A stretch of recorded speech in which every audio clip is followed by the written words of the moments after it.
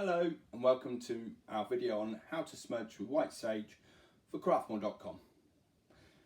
Okay, so how do you smudge with white sage? Well, actually it really is quite easy. You need a few things to get started. We have some smudge sticks here. We have a lighter, a candle, an abalone shell from the Philippines and some crystals. So let's start with the smudge sticks. Today we've got some Palo Santo from Peru. We've got a traditional Native American white sage in the traditional torch style. We have a Yerba Santa wand style smudge stick. And we have a white sage wand style smudge stick. This is again a Native American Californian white sage. You can see that I've already used this one, burnt it a couple times now. This is the sort of new style wand shape. The most popular we sell by far. We sell thousands of these a week. Previously, this was definitely the most popular style. It's more traditional. Many people would have burnt this one by taking the cotton off and burning each stem. You get 4 or 5 stems per one. But as people have started to burn the whole stick as once, this has definitely become the most popular style. You get a lot of burning out of one of these, and if you look at the amount of white sage you get, no wonder this is more popular when it's the same price to buy. We've also got a heat-proof dish, which in this case is a warm water abalone shell from the Philippines. These have got beautiful mother of pearl colorations on the inside, and great way of not burning your counter or setting fire to anything whilst you're doing this. That tends to, put a dampener on things and make the whole process less calm, I'd feel. Now, using your lighter or matches to light a candle is very quick. It's very easy. Lighting a white sage stick is not as easy as setting light to a piece of paper or lighting a cigarette. It can take a little while, certainly in the UK's damper climate. If you've previously lit it as well, that can also make it harder to light. Some people would find that they light it the first time and it lights easy. The second time it's difficult to light. Well, it doesn't have to be difficult. If you follow these instructions, you'll find it really easy and really actually quite enjoyable. Now, the whole point of the smudging process is to cleanse negative energy. That can be in whatever form you see or feel.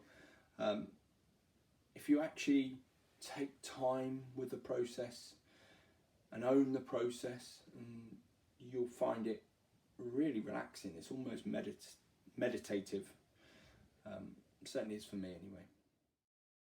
Okay, so to light the white sage smudge stick, I always find it better to warm it over the candle first. Now, 2 reasons.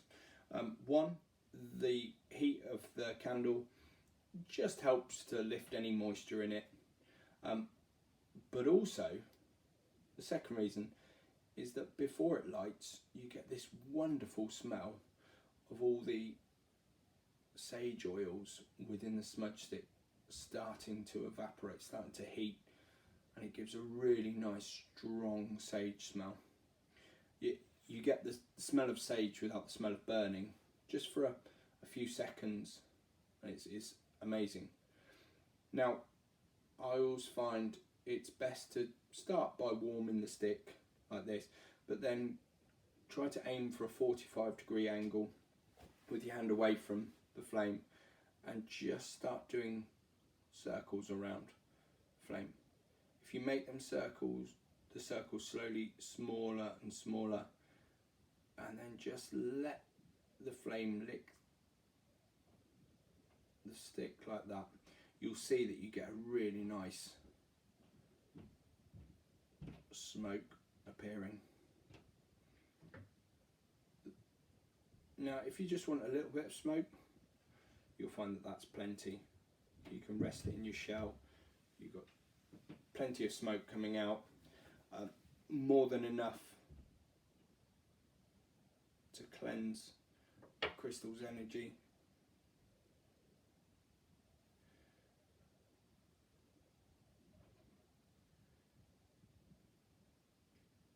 See, all you need to do if you're cleansing the energy of a crystal is actually to pass it through the smoke. It doesn't require anything more than that. So in a relatively calm but short space of time, you can cleanse the energy of 6 crystals. Now, you can do this for as many crystals as you want. If you want more smoke, just heat it for longer.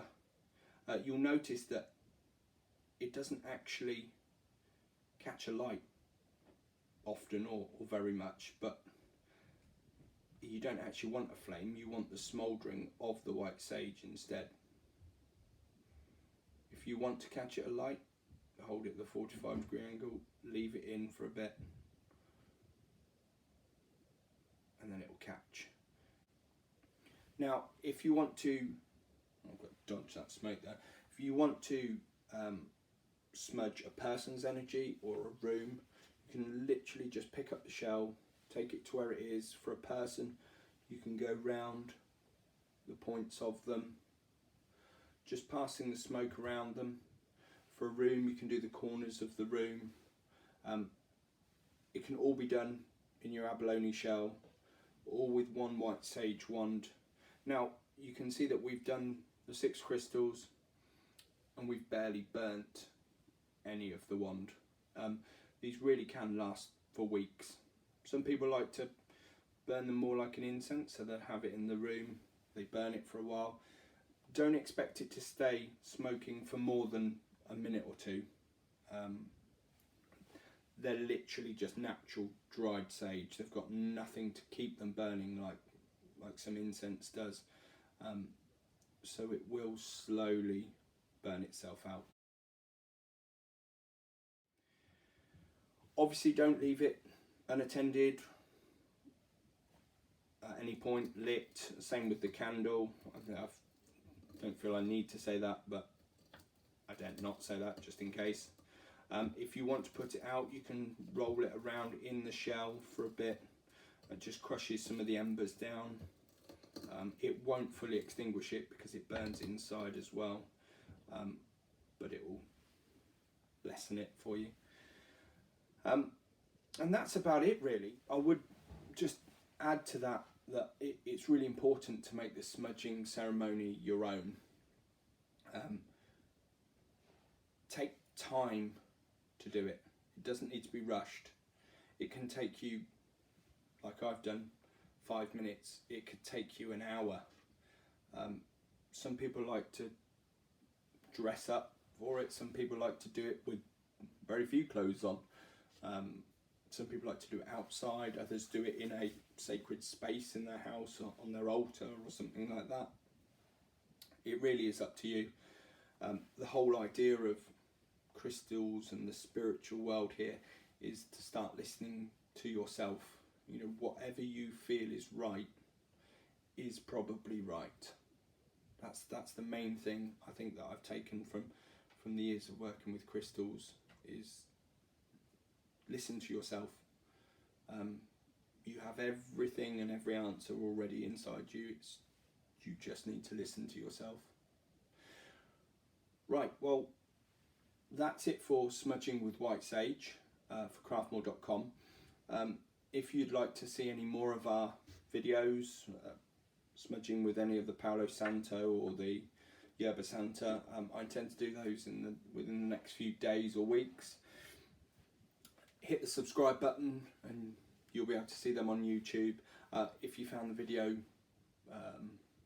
informative or helpful, give us a thumbs up, that'd be really great. And any comments, suggestions, questions, just put in the comments section at the bottom.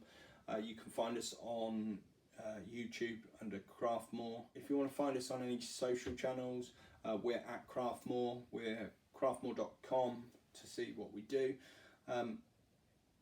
thank you very much.